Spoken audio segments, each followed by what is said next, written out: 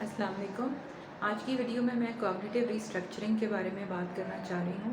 इसका मतलब होता है, कॉग्निशन का मतलब है सोचें और रीस्ट्रक्चरिंग का मतलब है कि उनका असर व जायज़ा लेना और ये समझना कि अगर उनमें किसी तरह की मस्बत तब्दीली की गुंजाइश है, किसी तरह की इस्लाह की गुंजाइश है, तो उस इस्लाह को अमल में लाना।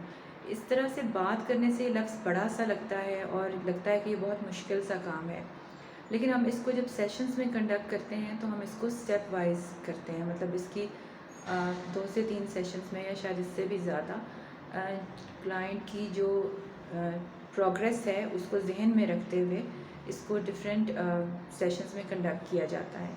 इसके पहले हिस्से में सिर्फ ये सिखाया जाता है, जिसे 4 एरिया एनालिसिस भी कहते हैं, कि किस तरह से इंसान किसी भी वाक़े में 4 तरह का रिस्पॉन्स शो करता है। एक उसकी सोच होती है, एक उसके जज्बात और एहसासात होते हैं जिनको इमोशंस कहते हैं, एक कोई भी ऐसा वाक़या जो इतना मुनासिब ना लग रहा हो या इतना खुशगवार ना हो, वो इंसान के बॉडीली सिम्टम्स पैदा करता है, यानी जिस्म के अंदर भी कुछ रिएक्शंस पैदा करता है।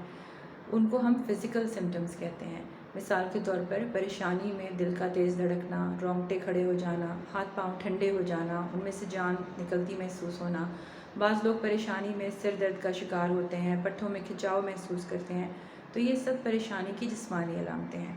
तो जब भी कोई ऐसा वाक़या पेश आता है, इसका मतलब है कि उस वाक़े के हवाले से हमारी एक सोच बनती है।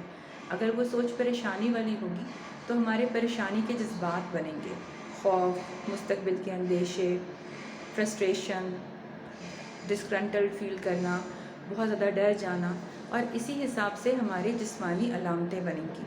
इसके बाद इन तीनों के मद्देनज़र हमारा एक रवैया बनेगा। अब मज़े की बात यह है कि जब हम परेशान होते हैं तो बाज़ औक़ात हमने तजर्बे से भी देखा है कि एक दिन हम किसी बात के लिए बहुत ज़्यादा परेशान हो रहे होते हैं और अगले दिन उस बात की कोई अहमियत नहीं रहती, या एक हफ़्ते बाद उस बात की कोई अहमियत नहीं रहती। पिछले साल मैं जिस बात के बारे में बहुत परेशान थी, हो सकता है कुछ महीने में वो मसला हल हो गया हो और फिर एक नई बात की परेशानी शुरू हो गई हो।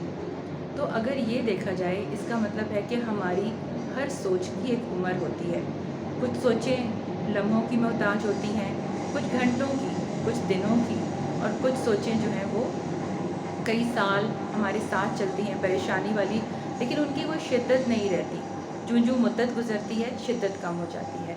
तो ये वो पहला सबक है कॉग्निटिव रीस्ट्रक्चरिंग में कि हर परेशानी वाली सोच का जायज़ा लिया जाए और उसको 4 हिस्सों में एनालाइज़ किया जाए: ख़यालात, जज्बात व एहसासात, रवैया और जिस्मानी अलामतें। जब आप अपनी इस सोच को एनालाइज़ करना सीख जाएं, तो उसके बाद ये जायज़ा लीजिए कि ये सोच जो है, जो आप सोच रहे हैं, इसके हक़ में क्या दलाइल हैं कि जैसा आप सोच रहे हैं वो वाकई हो जाए, या इसके ऊपर ऐसा रवैया बनता है, इसके ख़िलाफ़ क्या दलाइल हैं। ये सोच कितनी सच्चाई पर मबनी है और कितनी एक सोच से दूसरी सोच निकलने की वजह से आप अपने आप से बहुत ज़्यादा आगे निकल रहे हैं और वो गलती कर रहे हैं जिसको हम नजूमी की गलती कहते हैं। बाज़ औक़ात 20% हिस्सा हुआ होता है और बाकी 80 हम ख़ुद बना लेते हैं और 100% परेशान हो जाते हैं।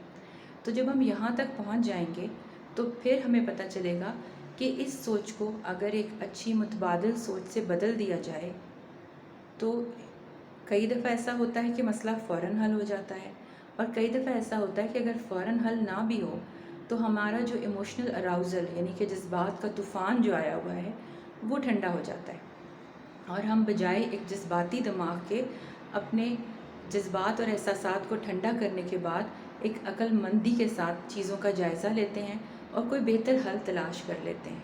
शुक्रिया।